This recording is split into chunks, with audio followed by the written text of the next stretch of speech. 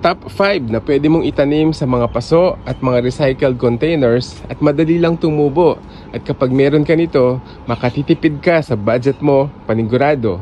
Number 1, eggplants. Madali lang itanim sa mga paso at matutuwa kang talaga dahil napakasipag mamunga. Instant ulam para sa pamilya. Masarap itorta at gawing ensalada. Number 2, patatas. Masarap sa menudo, afritada at nilagang baka. Pero alam nyo ba na madali lang itong itanim? Huwag mong itapon yung mga lumang patatas na naiwan mo sa refrigerator. Itanim mo na lang, tiyak tutubo yun. Number 3, paborito ng lahat, pechay. Meron ba kayong mga lumang styrofoam box? Pwede niyong pagtaniman ng pechay yon, kagaya ng pinapakita ko sa inyo ngayon. O kaya naman yung mga bote ng soft drinks na itinapon ng kapitbahay mo kahapon. Pulutin mo, gawin mong taniman ng pechay. Tiyak, ang ganda nun. Number 4, sibuyas.